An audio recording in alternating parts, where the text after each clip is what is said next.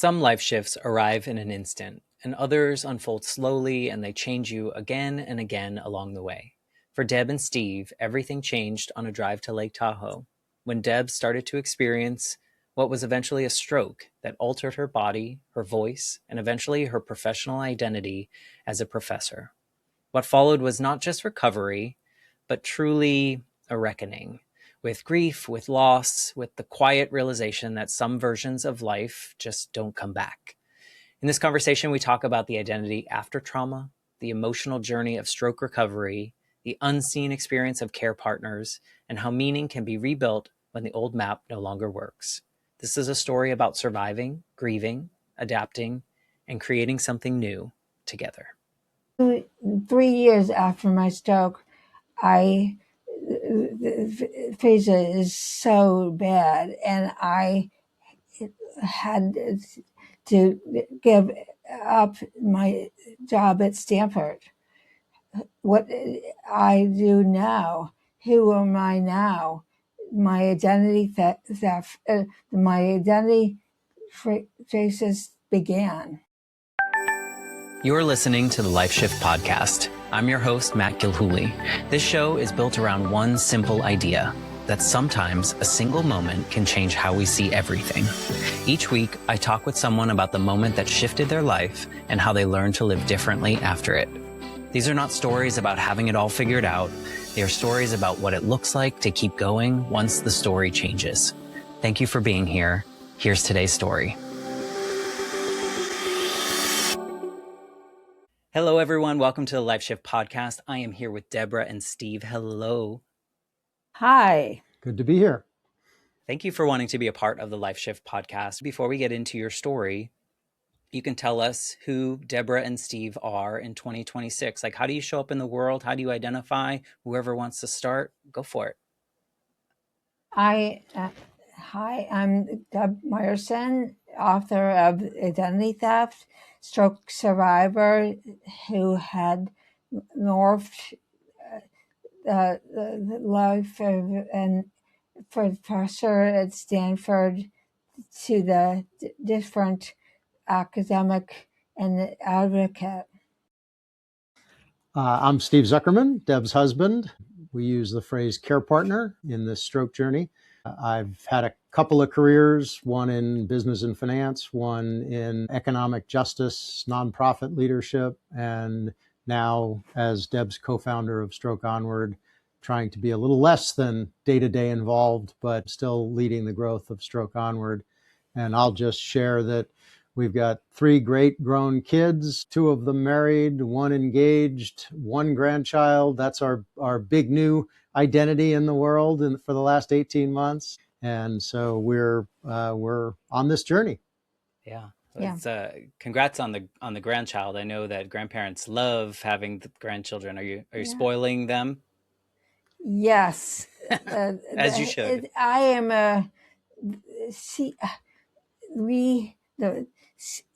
he is in Brooklyn. Oh, okay. So pretty far away from where you are in San Francisco. Yeah. But we have seen him about 10 times in his first year and a half. So we're doing a good job at spanning the distance. Yeah, you sure are. And you know what? I had such a special relationship with my grandmother, and I hope that you have these bonds with your grandchildren, because she really stepped up when my mom died. And it was my dad's mom, and she just gave up so much of her life to make sure that I was going to be okay. And what the journey gave me was a beautiful ending with her that I never would have had I not lost my mom in the way that I did, and then created this beautiful relationship in which I could see her off into whatever the next step was. So I hope you have a just as beautiful of a relationship with your grandchild now, and maybe more in the future. That's beautiful. Congrats. So let's start off the conversation with you kind of painting the picture of your life leading up to this main pivotal moment that we want to kind of start today with. I know, fully understand that we as humans, I guess, we'll have many life shifts, little ones, big ones, somewhere in between. So what you feel is maybe the most pivotal here that's changed you from one moment to the next. So just paint the picture of who you were before and how life was before. I am 53, healthy and fit. Tenured professor at Stanford, and teaching at the ed school and business school, organizational behavior.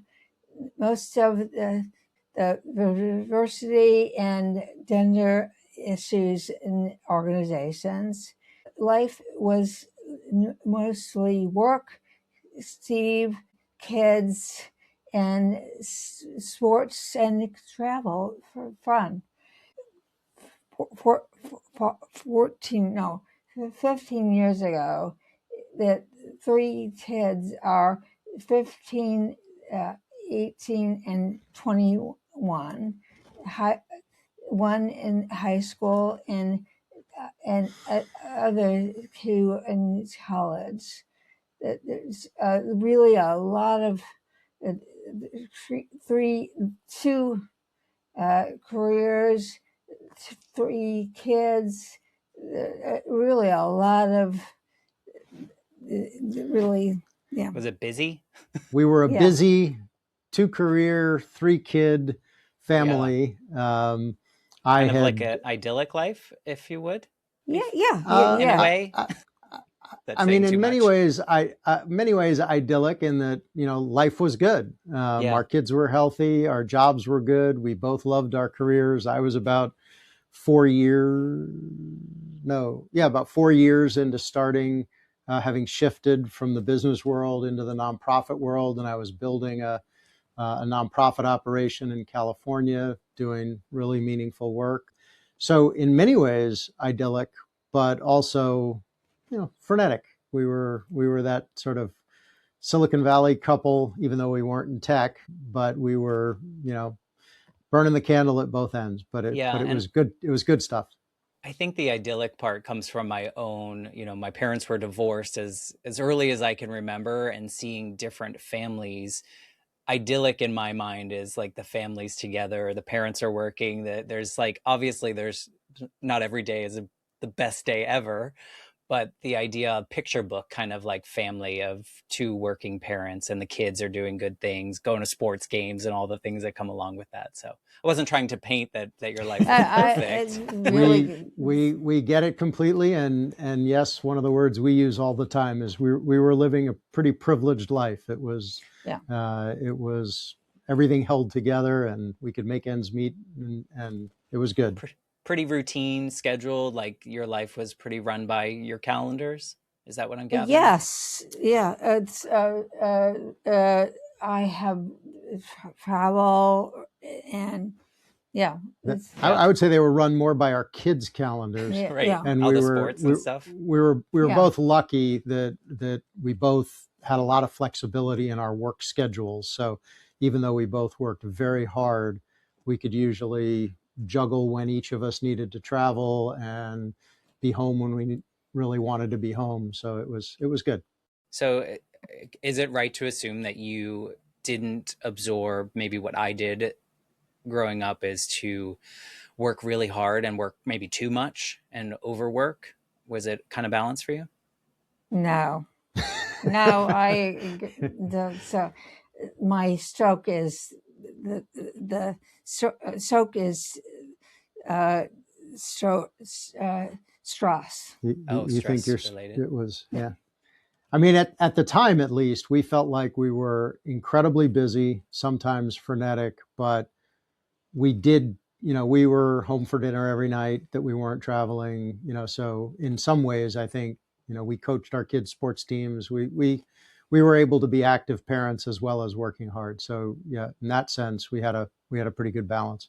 Yeah. And then the natural, just working and all the responsibilities come with some stress. So you're doing this on a regular basis. You're kind of living this life that seems like, on paper at least, everything is going very well for you. Yeah, yeah. So what happened? Yeah. My stroke. I 15 years ago. It's when I want me to tell the story? Yeah. So basically, we were literally getting in the car to go to up to Lake Tahoe for Labor Day weekend with two of our three kids and a friend and our dog. And Deb said, God, my right leg feels funny. And she didn't say it hurt. It just felt funny. Deb's stoic. She was like, it's fine. It'll be fine when we get to Tahoe. And we got to Tahoe and it still felt funny when we went for a hike. But she was noticing that she couldn't support her weight as well in every place. But again, still not in pain, not a problem. We went through the day, went out for dinner that night, came home, went to sleep. And in the morning, when she woke up, she asked me for some Tylenol because she had a headache. And when I tried to hand them to her, her right arm wasn't moving normally. She was like concentrating double hard to like find my hand. And somewhere along the way, I had heard one of the signs of stroke is right arm and right leg, or left arm and left leg not operating properly. And so off to the hospital we went. And to not stretch it out too long, Deb's was a little bit of an unusual stroke in that the symptoms came on slowly. For a lot of people, it just, boom, it hits you right away. But we got transferred to a hospital in Reno, finally got into a room. And then that night, from midnight until 8 a.m., every hour they'd wake Deb up to do a classic neurological exam, touch this, touch that, raise your leg, what's this picture of, etc. And her right arm, her left leg, her right arm, her right leg, and her speech just got worse and worse and worse. And we call it the slow fall off a cliff, because by 8 a.m., Deb couldn't move her right arm, couldn't move her right leg, and was fully mute. No speech, no sound whatsoever. And that was, that began our stroke journey and was clearly a big life shift. Yeah, for both of you in different ways, I would imagine, because here you are, Deb, you're kind of experiencing these things. Did you have any inkling that something could be going on when you said your leg felt funny? You're just kind of dismissive of it? No, 6 months ago, the 6 months prior to my head, my really bad headache, really bad, and I too, the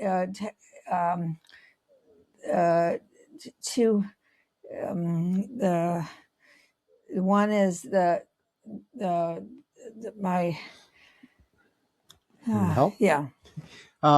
So she started getting headaches about 6 months before this, and had one or two events when she really got disoriented and thought something was really wrong. But then it resolved itself immediately, and she was back to normal within seconds. And she went and had a neurological exam. She got tested, and they couldn't see anything wrong. And as I said, Deb's stroke was an unusual one in that it was caused by something called a dissection, which is a tear in the inner wall of an artery. So unlike most strokes, which are formed by a blood clot, and if you do testing, you can see that the arteries are narrowing. In her case, it was caused by this flap. It's not really skin. I don't know what the inner wall of the artery is called, but a flap going across and sealing off the blood flow. But when she was tested, the flap had sort of adhered itself back to the wall, so nothing showed. And that's why they didn't catch it in those early months. But right after it was clear she was having a stroke, and they had tested her and CAT scan and detected the stroke, Deb was really in denial. She was slurring her speech a little bit, but still saying, "But this has got to go quickly because I got to be in class in 3 weeks." She was talking to her mom and her brother, saying, "Yeah, I'm sure it's nothing." And The optimist. I am the eternal optimist, but at that point, they had used the word stroke, and it had sunk in on me, I think, a little bit more than it had sunk in on you. And to the being optimists, even after Deb had paralyzed right side, no speech, spent about 2 months in critical care hospitals and rehab hospitals, and then we finally got home. even though we were now totally in reality of the changes that Deb's body had just undergone, we were both very optimistic, and in that we thought with enough therapy, hard work, regain capabilities, go back to life as we know it. And we really kind of maintained that posture for about 3 years. Yeah. Okay. Yeah. And then it went somewhere else. I mean, we can go there, but I just curious before we get there is that I was just wondering, for you, Steve, when you wake up that day and you see what's happening like in real time, is that when things started running around in your brain as like, oh, this is something more? Yeah, well, I didn't wake up because I didn't go to sleep, and during those, and our Before oldest you went to the son. hospital, though. What's that? Did you go to sleep before you went to the hospital when you woke You're up that talking day to about ask for the the Tylenol? I think when we headed to the hospital, I was concerned, but I wasn't yet panicking. It was really the overnight in the hospital, because what the doctors had told us is that the damage to the brain has been done. Brain cells have been killed, and we can't reverse that. And it'll be over the next 8 to 12 hours that you'll see what's the ramification of that brain damage. And the scariest part was we had no idea what the bottom was, and whether Deb would have any cognitive ability at all. Whether you just don't know. And so that phase, and our oldest son was with me in the hospital. That was by far and away the scariest time of the whole stroke. Yet you remained optimistic on the outside, or did you also feel optimistic? Because I think sometimes we pretend, but I don't know if you did. I think it was sort of two different phases. While that was happening, I think I tend to be a pretty calm, collected person, so I didn't freak out, but I was reeling. Once we had a path, once they identified, okay, this is what happened, and this is what you need to do to try to get better. I'm a pretty goals oriented person, so I kind of turned into a, okay, this is the path, let's do it. And Deb, I got to just brag, Deb is a workhorse. Nobody works harder and nobody is more determined than Deb. So once we got into that therapy mode, it was just all about work. 3 years after my stroke, I am so determined to back to Stanford, and I Want to get am back to teaching? yes, yeah. And then what happened 3 years after your stroke? The I the the medical team, the medical the the the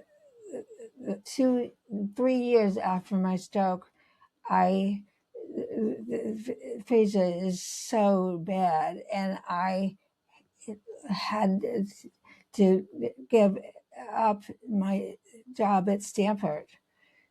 What I do now, who am I now?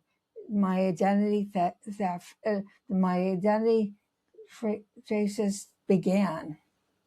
Yeah, because that was what you lived and breathed for so long, right? That was your passion and all the things, and now something completely out of your control has just stolen that from you in a way.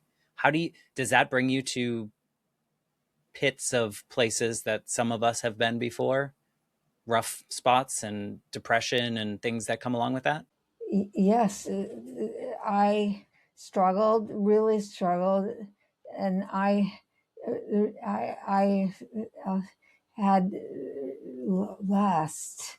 I still had the academic. I wanted to be an academic, and I'd like to write a book about the identity and stroke. Yeah. And you did. I mean, that's great. The question as you were getting through like those first 3 years, were you finding that there were good communities of people that you could talk to about your condition versus their condition? Or like, did you find people around you, or was this navigating a world where there wasn't a lot out there to understand? I had really friends who, and I really a lot of friends and survivors too. Yeah, and I and the caregivers, and I am I yeah. Yeah, I mean, Deb, we again living in the Bay Area. It's lots of medical community, nonprofits. There Fair, were yeah. stroke groups around. We were lucky. Deb actually didn't spend a lot of time. Like she had a lot of family and friends around her, Yeah. and because her focus was just how hard can I work to get through this and get back to life. Unlike many stroke survivors that we've met, Yeah. who really find a tremendous amount of support engaging in a community of stroke survivors during that period of Deb's recovery, that wasn't as important Yeah. to her. She wanted to spend her time, in the gym or Yeah. on the stretching table, really doing the work. And again, because at that point she and I really thought that long term life wasn't going to change all that much, that this was going to be a blip, we were going to have to get through it.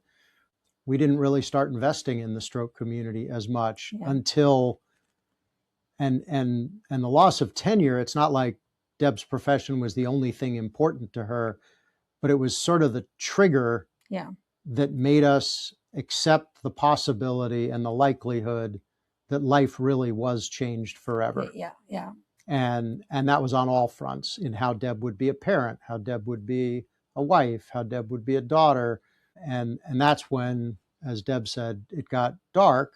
But then she also, being Deb, decided, well, I'm going to write a book because they tell me I can't be a professor, but damn it, professors write books, so I'll show them. Yeah. And part of that earlier question about finding community and whatnot, I think I don't feel like it's talked about that much publicly, as you know, and so there's a lot of ignorance that I have, that I think a lot of the public has, about stroke survivors and how you navigate through the world. Something as simple as, do you feel the same?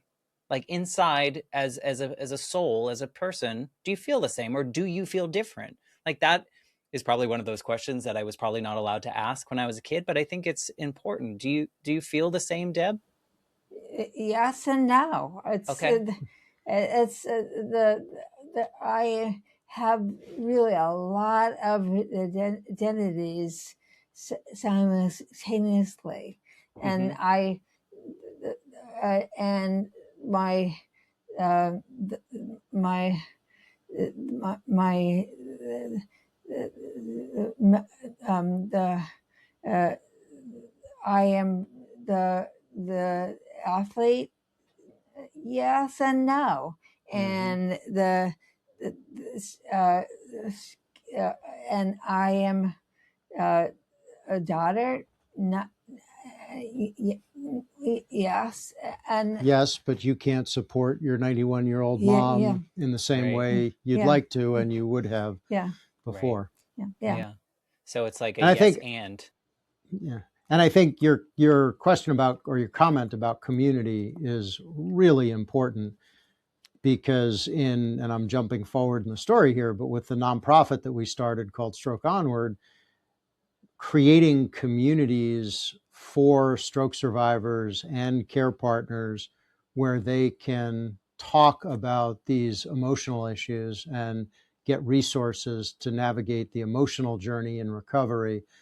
That's really what the nonprofit is all about. So even though Deb wasn't particularly eager for those communities in the first 3 years, across the stroke survivor community more broadly, we see that as critically important. Yeah. And I think it's very similar for all of them. I am really lucky. Uh, Friends of mine, it's so lucky. The, the friends of mine are really stayed in touch. Yeah. And take care of you Yeah, and love you just the same, yeah, because you yeah, they should. I think yeah. that there's a missing piece, and I'd love to know why you started the nonprofit. I mean, I guess I could make assumptions, but I'd love to know what triggered you to want to invest your time and energy into this. But part of it comes from wondering if part of it is educating the public more of how we can be good humans walking this earth with you and Yeah. help you. The my the book is 5 years 5 years in. um Danny's my son and I and Steve wrote it, and the book, the identity theft book. Yeah, I mean that once Deb maybe hit that second life shift, the one where we had to realize life was now different, Deb set out to write a book, which, I thought she was insane. I had watched her write a book before she had aphasia, and that was hard, unbelievably hard. Um, I helped how I could, but I had a full-time job, so we hired somebody to help. And then, as Deb mentioned, our oldest son was between jobs and kind of stepped in, and he was the co-author of the first edition. And that really was, I sometimes say, maybe the most inexpensive 5 years of therapy somebody could get, because Deb turning a lens, her identity knowledge as a lens on her own struggles, kind of was her journey. And she interviewed 25 other survivors for the book and 35 care partners and healthcare professionals. So it was part personal story, but part academic study. And it was really through that process that we kind of identified the importance of rebuilding identity, the importance of an emotional journey in recovery.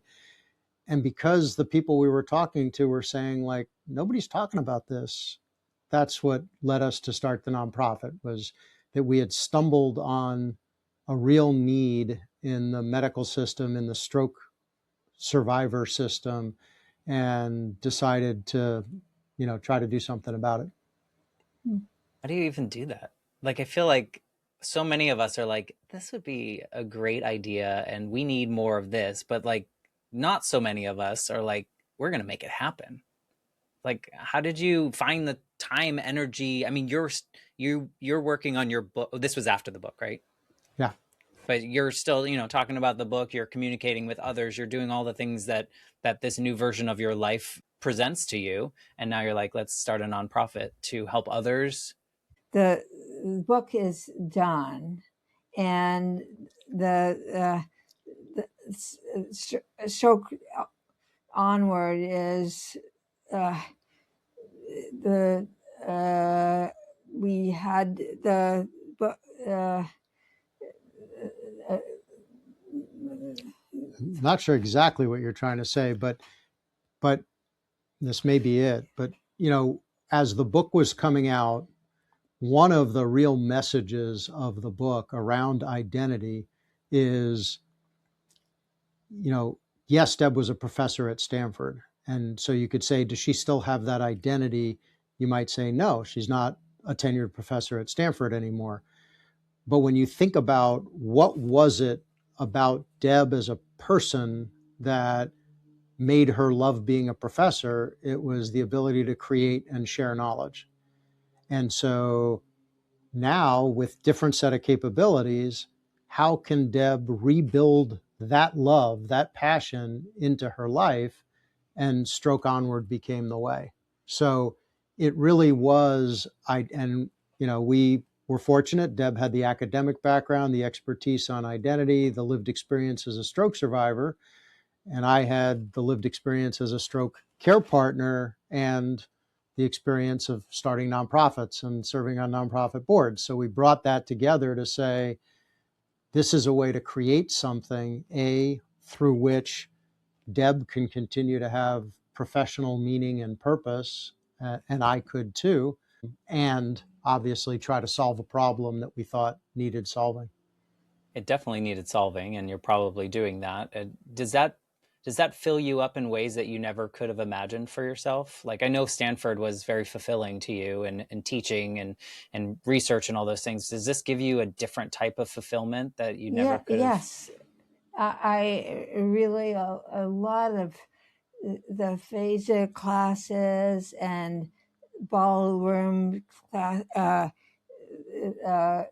Dancing? Are you saying ballroom. dancing? Yeah. That'd be fun. Yeah. I the Zoom the phaser classes. Really, a lot of the, the 8 awards, 9 the university professor. The the Moving to help. yeah. Yeah. So I don't know, 8 or 10 different speech therapy programs around the country teaching about aphasia are using identity theft as part of their curriculum. And we often get a request as to whether we can, usually by zoom in and talk with the class. And so that's sort of, Deb loves being a teacher, Yeah. being an educator. That's a kind of fulfillment. And I think, while there's a certain kind of fulfillment educating people already in sort of a privileged higher education kind of framework, some of the people that we're trying to help have just been knocked off their horse and are really struggling. And I think that's a kind of fulfillment that may be a little bit different than in the academic world. Right. Because there's the element of giving. I think there's a couple things that come along with it. Like, you can validate someone else's experience, right? By what you're offering. They can feel seen. They can feel understood. They maybe get hope by seeing you or hearing your story or hearing the people around you. I think there's so much beyond, what you could put on paper that would be so valuable for someone to be part of that community or get those resources. Like, in a tiny little weird way, I say it about this podcast, of like, hearing other people's stories heals certain parts of me or validates things that I dismissed as silly or weird as I was deep in my grief journey, and I hear someone else's story. I'm like, oh, maybe I wasn't weird. Like, maybe that was just that 16-year-old trying to figure out what life was like, even 8 years later. So I can just imagine the people that get the resources from your nonprofit, of like the intrinsic value that comes from that too. And the meaning and hope and purpose. The book is 3 chapters of meaning and hope and purpose. Yeah. Would you say that the book is more is like memoir slash like self-help, or is no? Okay. Yeah. What is what, like, if I'm walking away after, what do you hope someone walks away after reading the book? Yeah, I mean, it Deb, in fact, fired our first publisher because he kept referring to it as a memoir. And it is part memoir because Deb's story and our story threads through the book.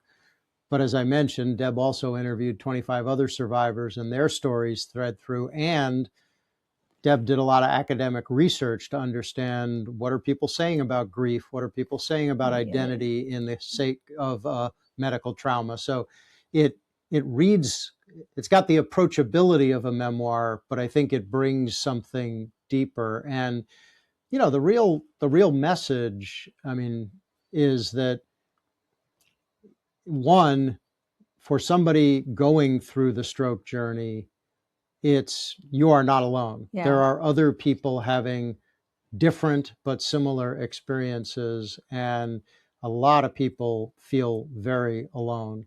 The second thing is that the messages are relevant to not just stroke survivors, anybody who's gone through a trauma that's changed their lives, or even more broadly. I mean, we're at the point where most of our friends either have recently retired or are thinking about retirement or retiring, and they're going through the same identity crisis of, what am I now? Who do I want to be now?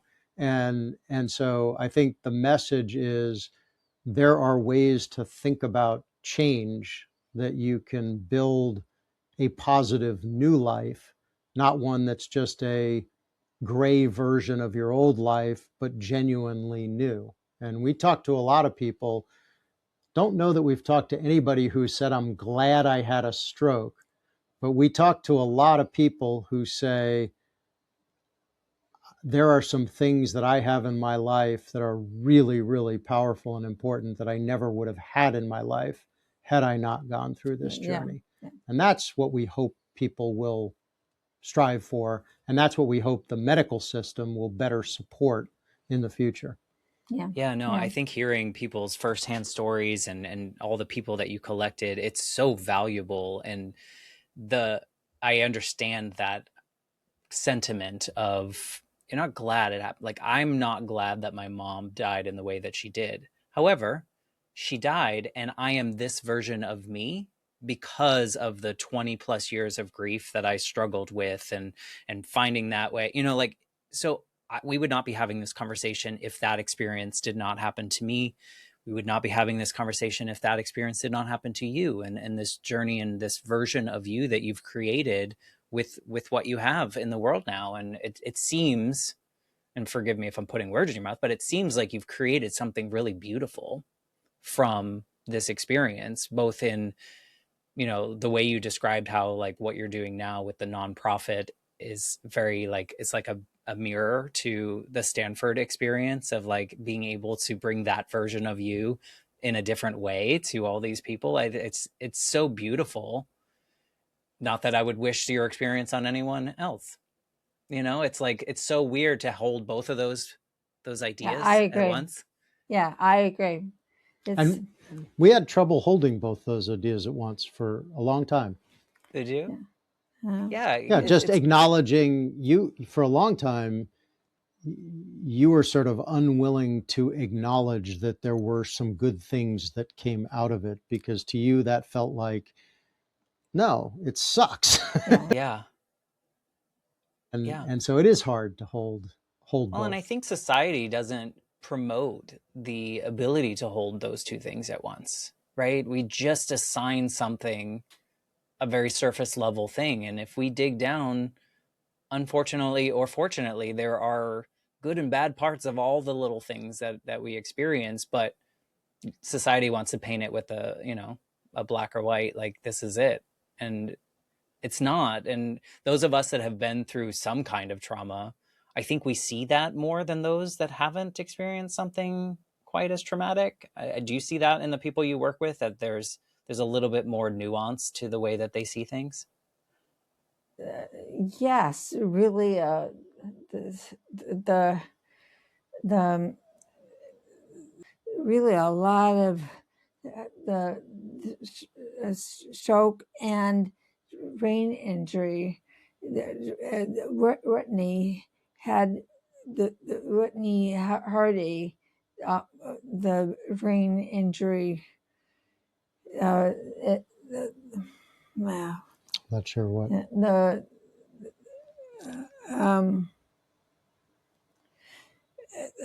Whitney Hardy. I know who you're talking about, but I'm not quite sure what message you're trying to say. This is unusual. Usually I do.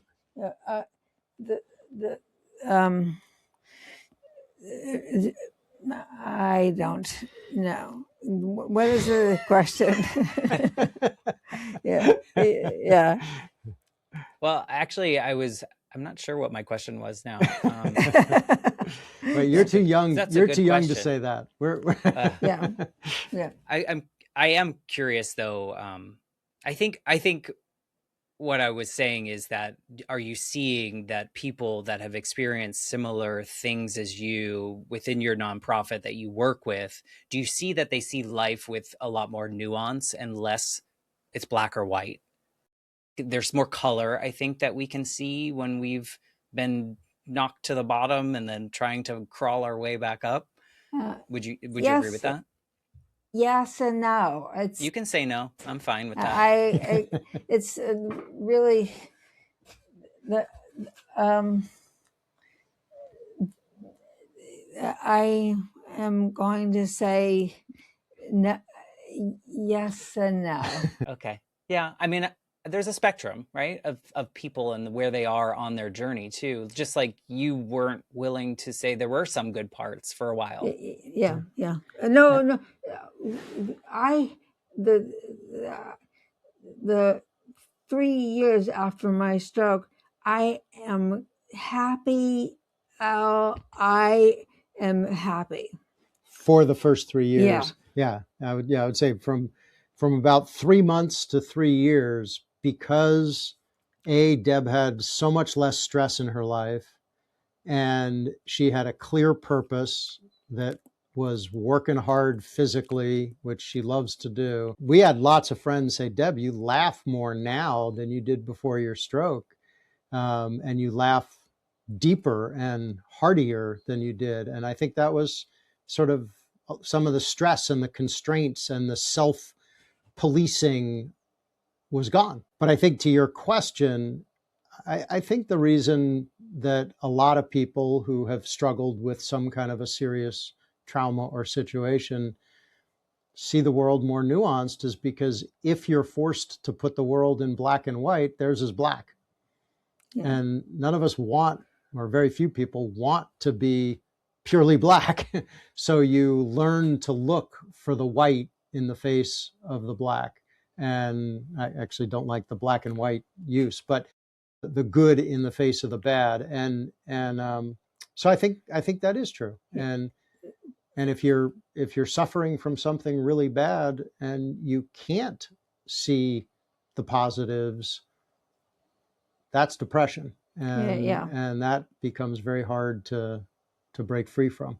Yeah. But also, I mean, normal.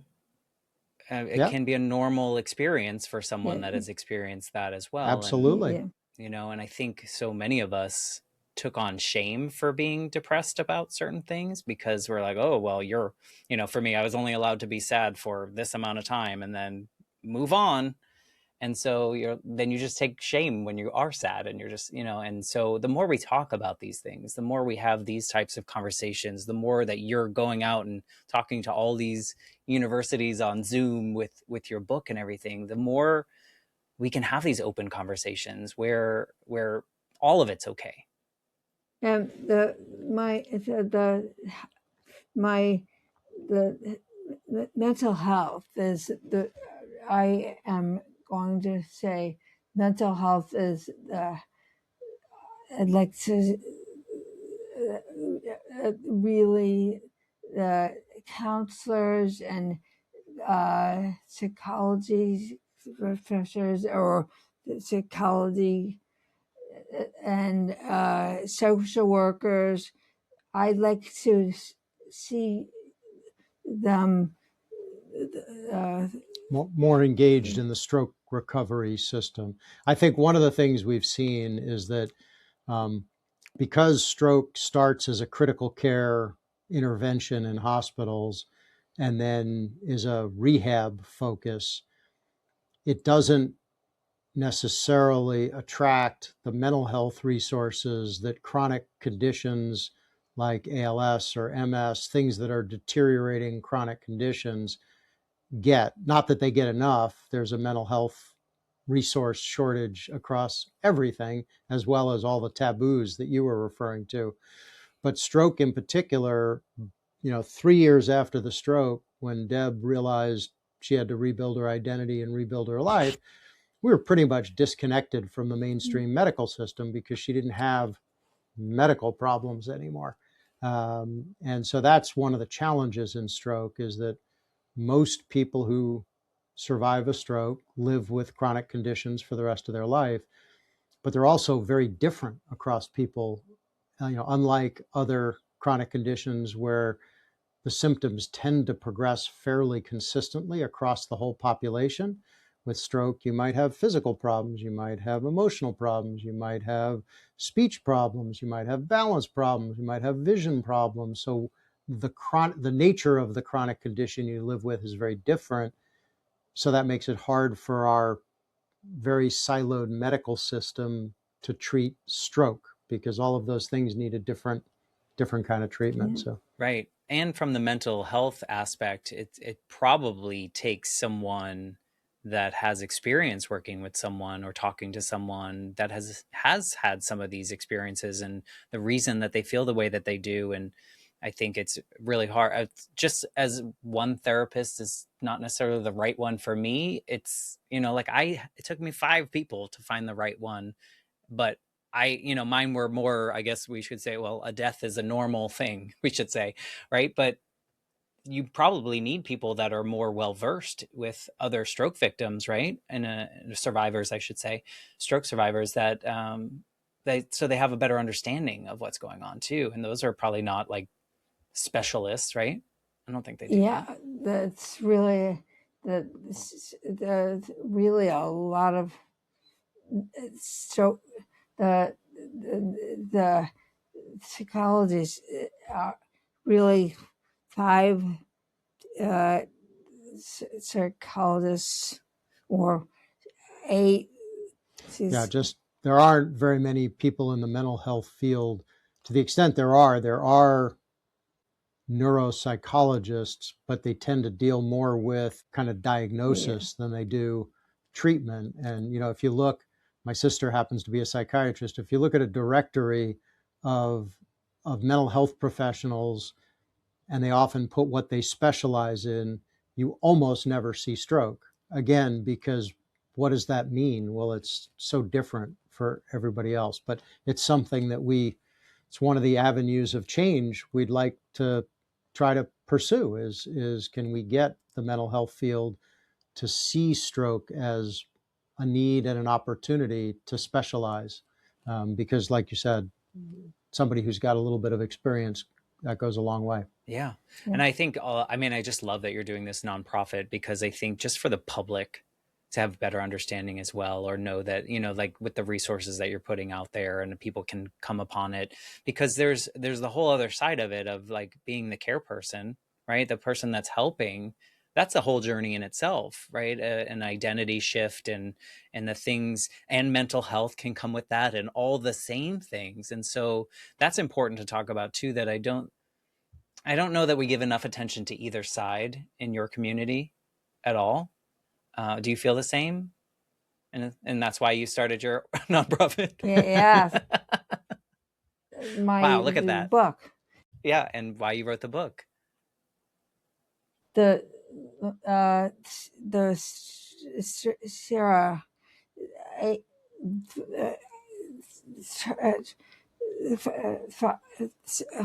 Oh, you're talking about the impact on families. yes, yeah. We often say if you need a good cry, start reading our book at chapter 9, which starts with a story about our daughter who was 15 when Deb had her stroke, but then gave a talk at her school when she was 2 years later about sort of the impact of the stroke experience on her. And it's a powerful story because it really shows how much she grew because of the stroke. And again, would you say, well, so that makes it worthwhile for Deb to have a stroke so our daughter can experience that growth? Of course not.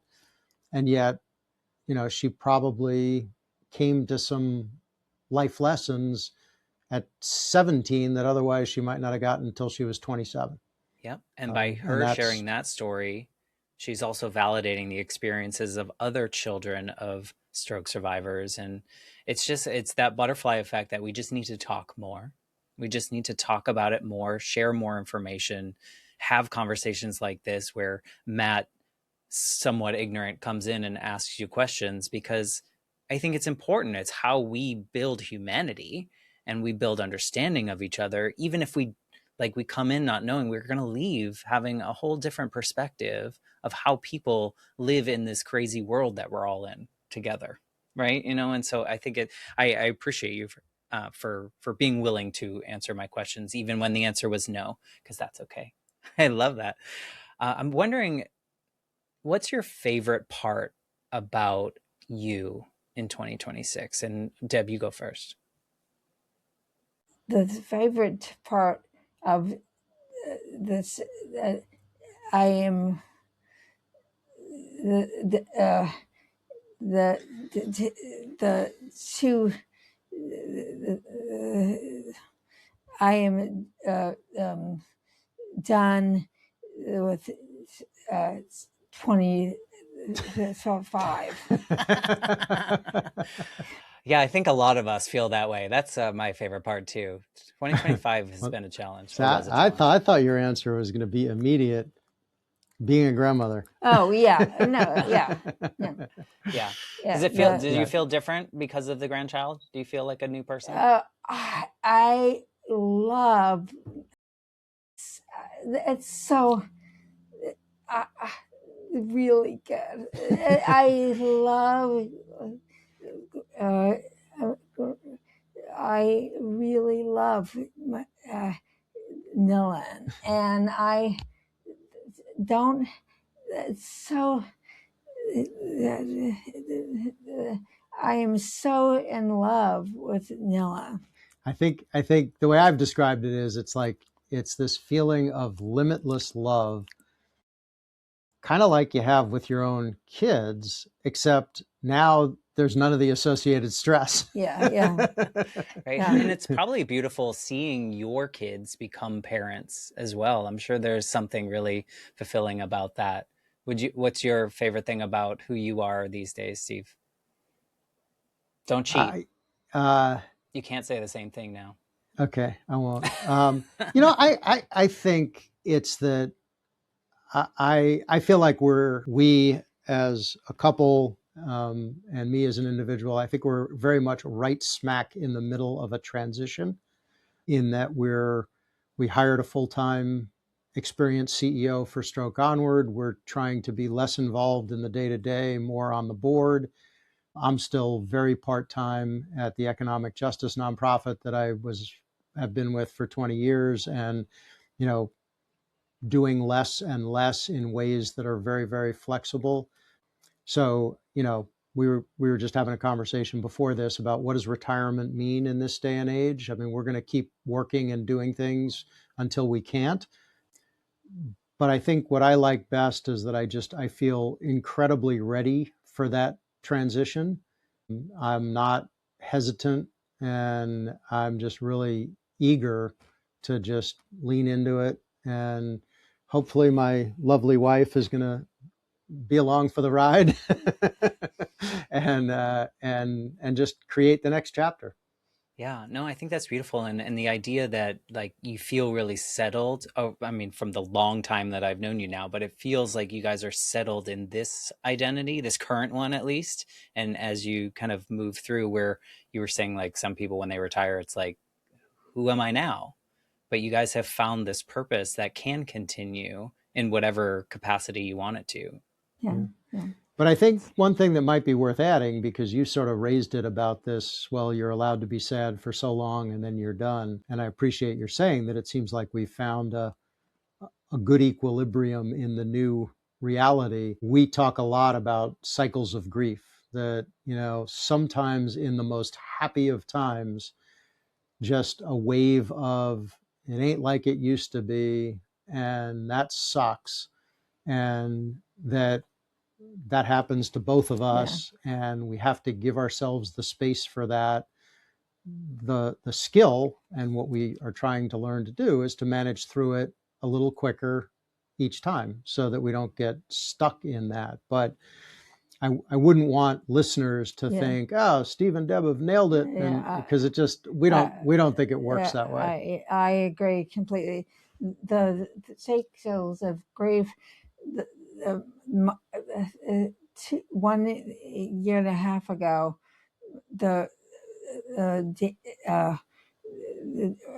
we have the in New York, and really, I am so happy, and I am really depressed. Yeah, when our grandson was born, we got to New York the day after, and Deb was just like, she had to wear a mask, but you could tell she was smiling from ear to ear. I mean, she was just so happy. And then the next morning, she was tearing my head off for any infraction or none. And that's because she had spent hours thinking about how she can't be the grandmother that she wants to be. So here in the middle of this absolute moment of joy, she got dragged into, I don't want to say depression, not clinically, but But into yeah, a dark place. a depressive state. Yeah. No, I love that you are vocalizing that. I think it's so important to talk about being full humans and how we have all the emotions and we have good days, bad days, in between days, places where we're holding both at the same time, and all of it's okay. Like, and we find our own ways to navigate that. Like, I used to be so ashamed of being upset or mad. I got to fix this. And it's like, no, I just have to move through with the tools that I know how to do, honor it, and carry on. And so many people are just holding all of that, like have to be this perfect version of someone, and just be Yeah. you. Yeah. I love that. Yes, and the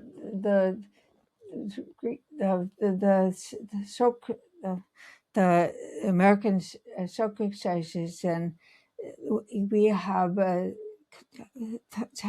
this the column and American shock exercises, and one of the columns is grief. Yeah.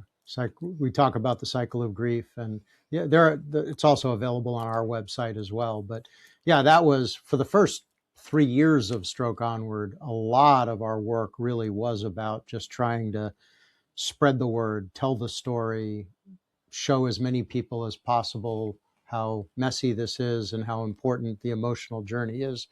Now we're focused more on clear programmatic activities and trying to, a big part of the work now is really trying to build the community of survivors, of care partners, of other interested humans, and of medical professionals who see the need for a sense of community around the emotional journey in recovery, and then can be part of the community to try to drive change. And so we have an online community that is free and provides resources and chat spaces and live events Yeah. and the like. And so, We'll say that at the very end. I just want to ask one last question, and then we'll get like the website and all that stuff, because I think that I mean, I know I'm going to put it in the show notes and everything, and I want to encourage people to do that. But I just because I'm me, I like to ask the same kind of question at the end of every episode. And I'm wondering if you guys could go back to that drive out to Lake Tahoe that day. Is there anything that you'd want to tell each other or that version of you about what life was going to bring to you?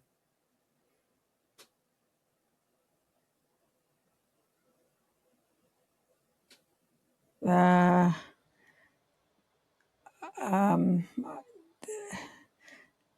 not, I don't know.